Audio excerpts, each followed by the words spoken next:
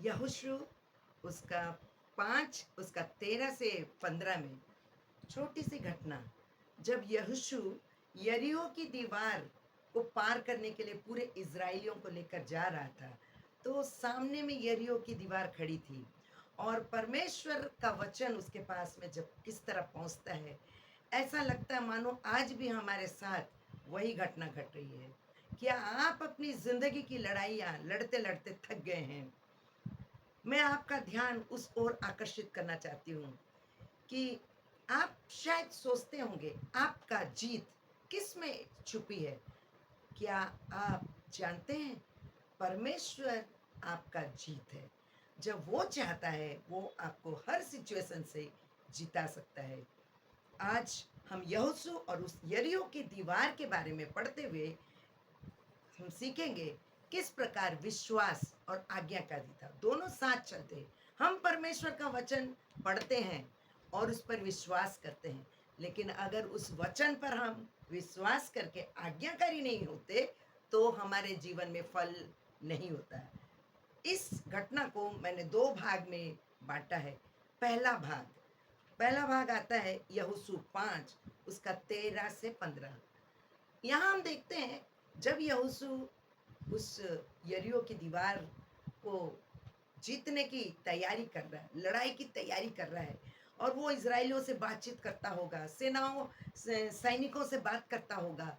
ऐसे समय में वो देखता है कि एक पुरुष उसके सामने खड़ा है, जिसके हाथ में नंगी तलवार है और उसने यहोशू ने उस पुरुष से पूछा, "आप हमारी ओर हैं या हमारे शत्रुओं की ओर से हैं?" तब वो बंदा बोलता है कि मैं नहीं, मैं सेनाओं का परमेश्वर यहोवा के सेनाओं का प्रधान होकर आया हूँ। तब यहोशू उसको पूछता है, तू मुझसे क्या चाहता है? तब उसने कहा, तू जहाँ खड़ा है वो स्थान पवित्र है, इसलिए अपने जूती उतार। मेरे मित्रों, यहाँ एक विषय हमें सीखने की है, परमेश्वर पवित्र है और परमेश्वर हमारे जीवन में चाहता है कि हम भी पवित्र बने और जिस स्थान में हम परमेश्वर की उपस्थिति को देखते हैं वहाँ पर परमेश्वर का पवित्र स्थान बन जाता है। मेरे मित्रों, आपके जीवन में हम अपने आप को जांचें, हम अपने आप को देखें, हमारे जीवन की कौन सी ऐसी भाग जहाँ पर अपवित्रता है और इस कारण शायद परमेश्वर हमारे जीवन में कार्य नहीं कर रहे हैं। पहला भाग हमने देखा परमेश्वर की सेना का प्रधान होकर वो आता है। इसमें हम देखते हैं परिस्थिति, यहाँ यरीहो के पास युद्ध की तैयारी शायद कर रहा है। जब उसने उस व्यक्ति को देखा, यहोशू और उस व्यक्ति के बातचीत के दौरान यहोशू की प्रतिक्रिया क्या देखते हैं हम? यहाँ हम देखते हैं यहोशू उससे पूछता है, मैं क्या करूं? आज जब हम परमेश्वर का वचन पढ़ते हैं, हमें पूछना चाहिए, प्रभु मेरे लिए क्या आज्ञा है? हे पवित्र आत्मा, हमें बता इस वचन का अर्थ क्या है? जब हम ऐसे पूछ कर प्रतिक्रिया देते हैं, परमेश्वर हमारे जीवन से बातें करता है अपने वचन के द्वारा और हम परमेश्वर की उपस्थिति को महसूस करते हैं। इसमें क्या शिक्षा है और क्या मार्गदर्शन है? इस बात को जब मैं ध्यान से देख रही थी, हमेशा परमेश्वर हमारे पक्ष में है मेरे मित्रों। क्या हम और आप परमेश्वर के पक्ष में हैं? वो तो हमारे साथ है। युद्ध की जीत हमारी योजना से नहीं होती है, हमारी परमेश्वर की योजना से हमारी जीत निश्चित है। परमेश्वर की उपस्थिति को पहचानो और उसके पवित्रता को सम्मान दो। उत्साहजनक संदेश वो है, जबकि हम किसी भी लड़ाई में क्यों ना हो, हम किसी भी संघर्ष में क्यों ना हो, परमेश्वर के सामने विनम्रता के साथ में आ जाएं। जब हम परमेश्वर के पास में नम्रता के साथ आते हैं और हम सरेंडर कर देते हैं, समर्पण कर देते हैं, तब हमारी जीत निश्चित है, क्योंकि हमारे लिए लड़ाई करने वाला हमारा परमेश्वर वो हमारे संग संग चलता है। ये पहला भाग यहोशू उसका 6 अध्याय। अब हम देखते हैं 1 से 27 पद। इसको छोटे छोटे टुकड़ों में मैंने बांटा ताकि आपको समझने में इजी हो, यरीहो की दीवार गिरती है। आज आपके जीवन की कोई भी दीवार क्यों ना हो, आप स्टूडेंट हो, आप ऑफिस में काम करते हो, आप किसान हो, आप घर में काम करते हो, एक महिला हो, एक पुरुष हो, एक भाई हो, एक बहन हो, आपके जीवन की दीवार, समस्या रूपी दीवार गिरेगी ही गिरेगी, यदि आपकी जीत परमेश्वर की योजना में छुपी है। जब परमेश्वर की योजना हमारे जीवन में आती है, पूरी होती है, तब हमारे जीत पक्की है। हमें यहाँ जीत से कोई रोक नहीं सकता। शैतान भी हमारा रास्ते का रोड़ा नहीं बन सकता।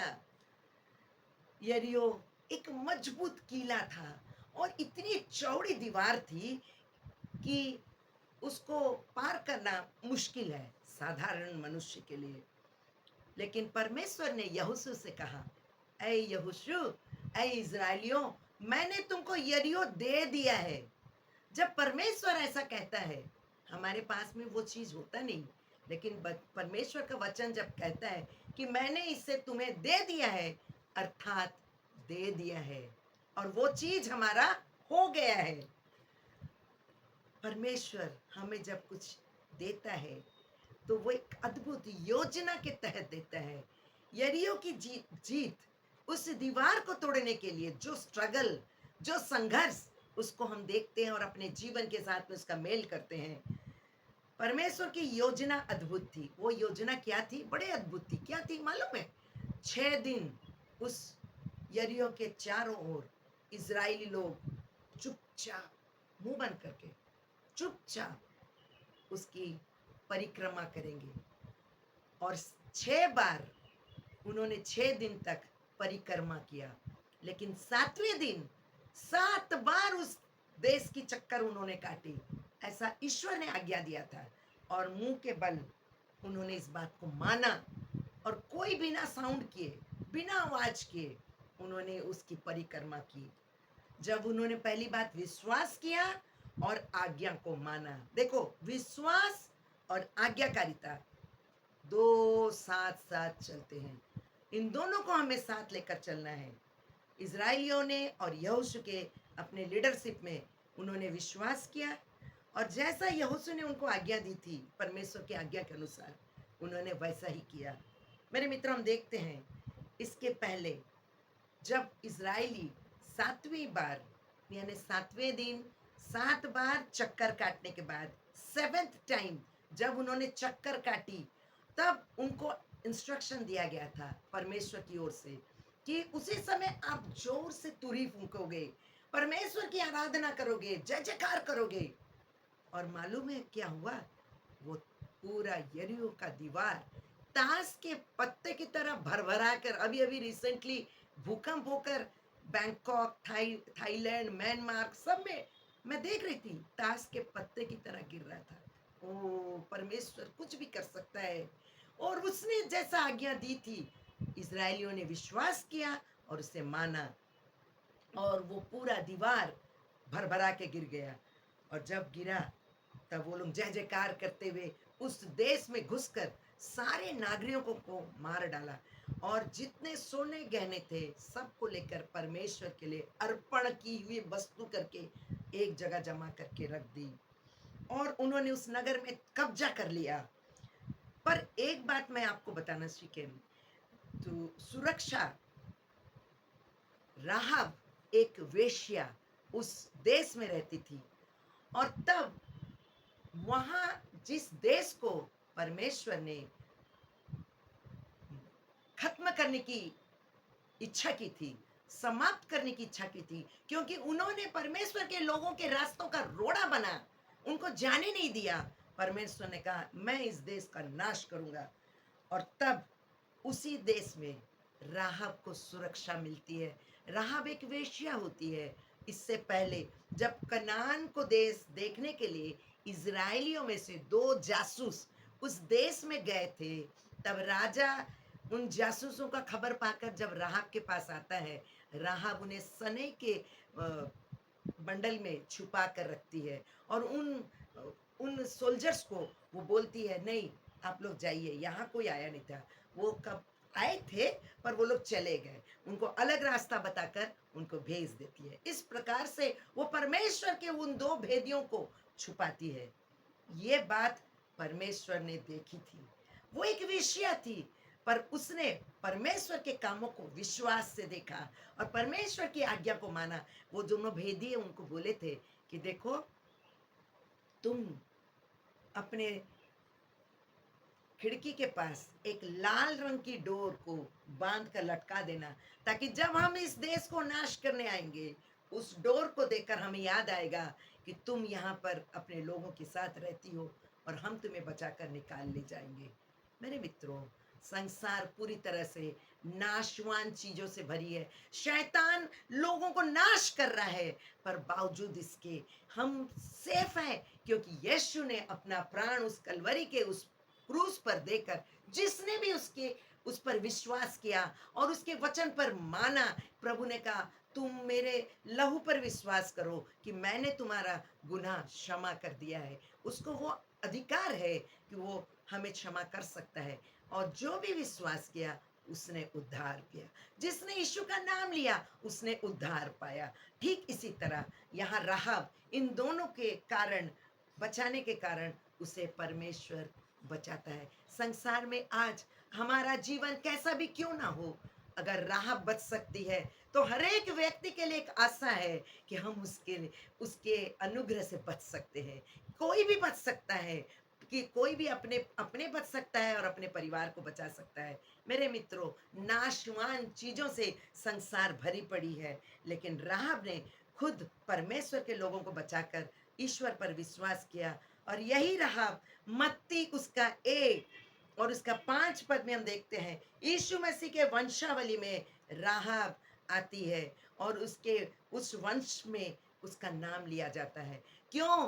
क्योंकि उसने स्वर्ग के परमेश्वर पर भरोसा किया। और हम देखते हैं यहोशू ने वहां आदेश देता है कि यह देश आपको श्राप और आशीष दोनों चीजें यहाँ दिखाई देती है। यहोशू जब 26 और 27 पद में हम देखते हैं, वहां यहोशू ने कहा, जो कोई यरीहो की दीवार को बनाएगा उसके बच्चे मारे जाएंगे। इस बात को हम इस भविष्यवाणी को पहला राजा 16 उसका 34 में पूरा होता हुआ देखते हैं। यहोशू का नाम चारों ओर, उसकी प्रशंसा, उसकी प्रसिद्धि, उसकी कीर्ति चारों ओर फैल गई। क्यों? क्योंकि उसने परमेश्वर की आज्ञा को माना और विश्वास के साथ उसको काम में लाया।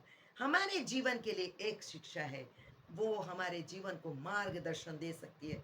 असंभव परिस्थिति आपके जीवन में है मेरे मित्रों, कोई भी सिचुएशन है, विश्वास में स्थिर रहिए कि परमेश्वर पर भरोसा रखिए।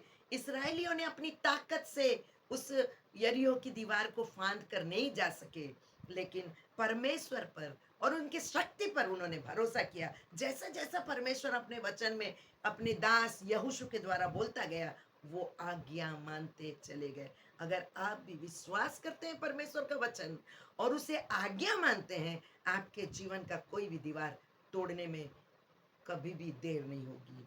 जब जीवन में मुश्किल आए, परमेश्वर पर भरोसा करिए, उसकी योजना पर भरोसा करिए। आज्ञाकारिता से आपके जीवन में आशीष फलती है। इजरायली चुपचाप नगर के चारों ओर परिक्रमा करने लगे, लेकिन 7वें दिन चिल्लाकर अपने परमेश्वर की आराधना की। जब आपके जीवन में कोई ऐसा काम पूरा होगा, आप भी चिल्लाकर उस स्वर्ग के परमेश्वर की आराधना करिए। आपके जीवन के हर दीवार भरभरा कर गिर जाएंगे।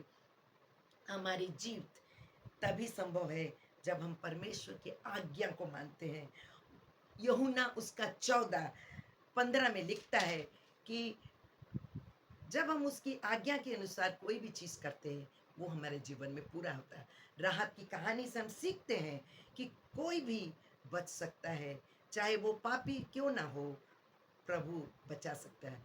उसने क्या किया? उसने परमेश्वर के लोगों पर विश्वास किया, परमेश्वर के वचन पर विश्वास किया, आज्ञा माना, और जैसा जैसा उससे कहा गया वैसा वैसा। कोई भी उसका अतीत चाहे कितना बुरा क्यों ना हो, कितना भी वो परमेश्वर के विरुद्ध में कितना भी काम क्यों ना, अगर वो छोटे बच्चे की तरह समर्पण की भावना लेकर परमेश्वर के पास आते हैं और विश्वास करते हैं, परमेश्वर बिल्कुल उसे एज इट इज एक्सेप्ट करता है। पाप का विनाश निश्चित है, यरीहो का नाश होना सुनिश्चित था। ये हमें इस बात को दर्शाता है कि जो कोई परमेश्वर की अवज्ञा करते हैं, आज्ञा को नहीं मानते हैं, उनका नाश सुनिश्चित है।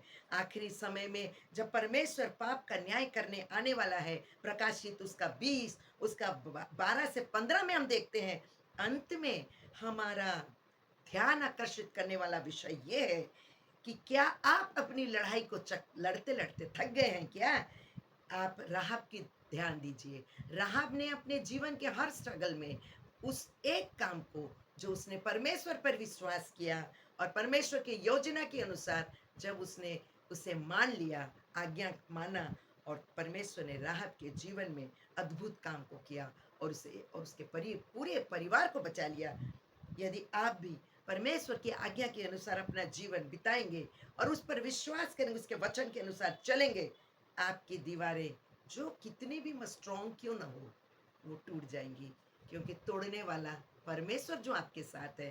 परमेश्वर आपको इस वचन के द्वारा छुआ है, आपसे बातें किया है। इस वचन को दूसरों को शेयर करिए और आशीषित होइए।